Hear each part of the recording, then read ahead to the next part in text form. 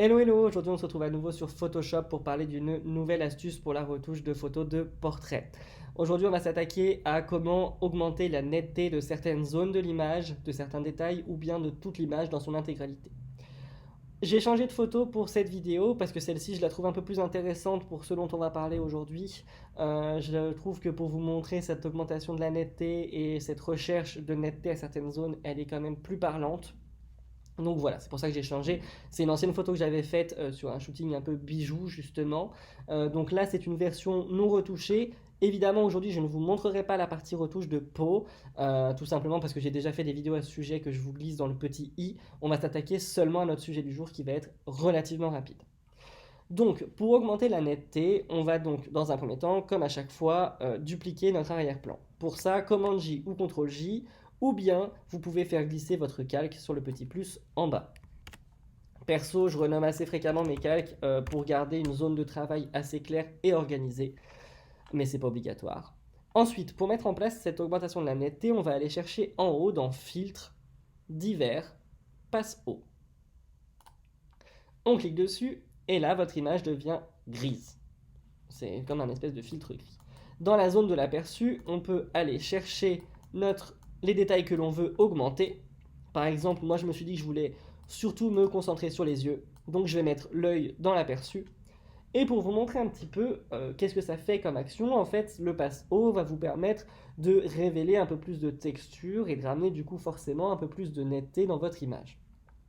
Si je le pousse à son extrême, vous voyez que mon image est affreuse et que je pense très sincèrement que le rendu ne sera pas du tout bon. Plus vous allez le pousser, plus ça va être catastrophique.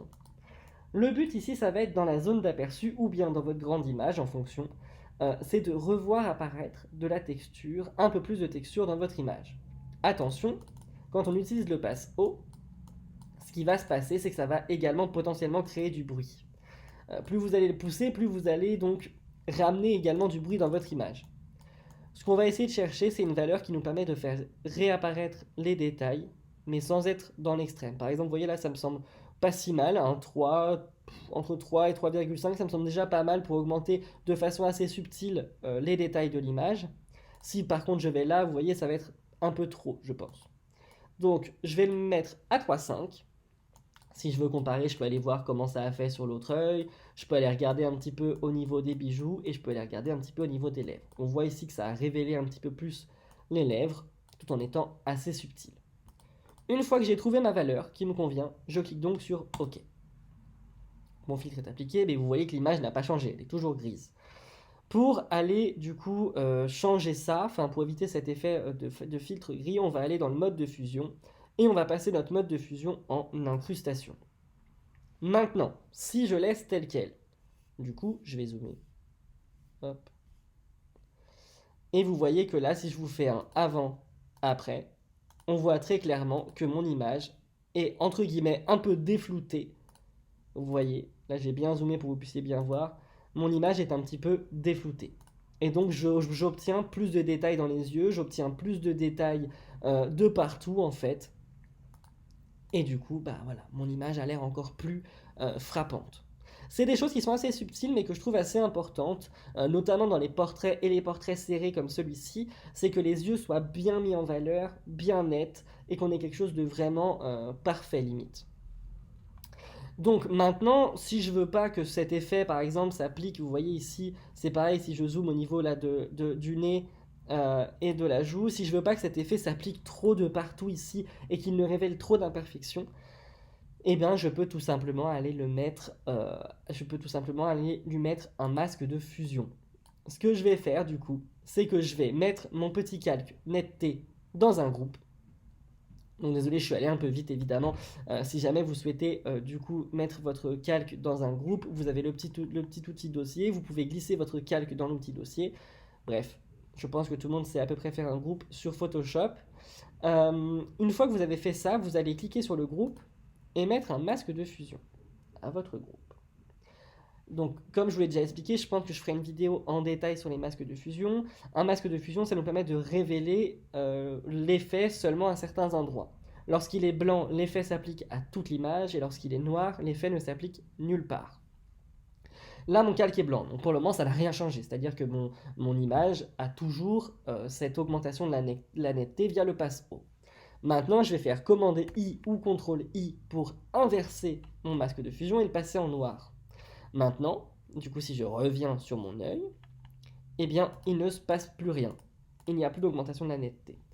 Comme je vous le disais dans une vidéo précédente, pour récupérer cet effet-là, je vais donc me servir de l'outil pinceau, que vous pouvez récupérer avec la touche B. Avec cet outil pinceau, je vais aller mettre une épaisseur qui va me permettre de travailler dans le détail. Hop. Là, je pense que ça pourrait être pas mal. Et je vais faire attention qu'ici en bas, ma couleur soit bien sur le blanc. Tout simplement pour que lorsque je peigne, là si je passe mon pinceau sur l'image, il ne se passe absolument rien, parce que je suis en noir et que mon masque de fusion est en noir. Si je veux du coup pouvoir révéler l'effet, je vais soit cliquer ici pour inverser les couleurs et passer mon pinceau en blanc, soit cliquer sur X tout simplement, qui vous permet, avec le raccourci clavier, d'inverser les couleurs de votre pinceau. Une fois que ça c'est fait, je vais pouvoir décider des zones où je veux appliquer mon effet. Et j'aurai plus qu'à passer mon pinceau pour aller augmenter la netteté uniquement dans ces zones-là. Maintenant, vous voyez, là, je décide mon œil avec le petit pinceau, pop, pop, pop, je m'assure d'être bien passé partout.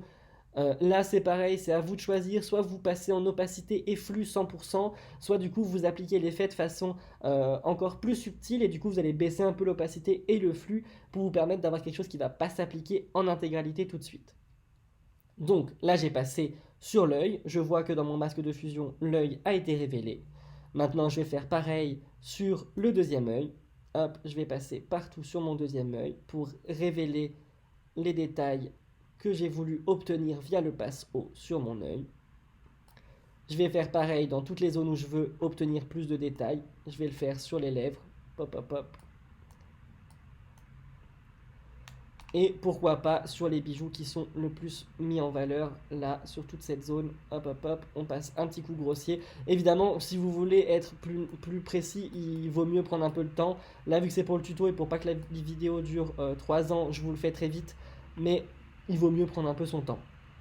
Et donc maintenant, si je fais un avant-après, de loin ça se voit très peu, c'est très subtil, mais on peut quand même voir si on observe bien les yeux, si on observe bien les deux yeux, on peut quand même voir l'effet qui s'est quand même appliqué. Et si je zoome, on voit que l'effet s'applique uniquement sur les zones que j'ai choisies.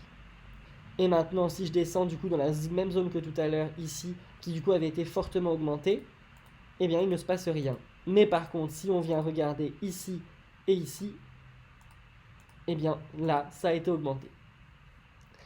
Voilà, c'était tout. C'est simplement pour pouvoir augmenter la netteté de certaines zones de votre image, vous pouvez utiliser le filtre passe haut et un masque de fusion en réglant bien, et vous pourrez révéler un peu plus de détails et de netteté dans certaines zones de votre image. Si toutefois vous voulez avoir une netteté augmentée dans toute votre image, c'est possible. Vous mettez le filtre passe haut et vous ne mettez pas de masque de fusion, et ça s'appliquera donc à toute l'image. Alors ça, encore une fois, je vous remets mon avertissement, faites attention à ne pas augmenter trop le bruit ou à ne pas trop dégrader votre image avec un filtre passe haut trop fort. Voilà, c'était tout pour aujourd'hui. Donc n'hésitez pas à liker et commenter cette vidéo. N'hésitez pas aussi donc dans les commentaires à me laisser vos idées de vidéos, les choses que vous souhaiteriez voir pour que moi je puisse travailler et vous faire des vidéos à ce sujet. N'hésitez pas également à partager cette vidéo et pensez à vous abonner en mettant la petite cloche de notification pour ne rater aucune des prochaines vidéos. Moi je vous dis à bientôt, salut!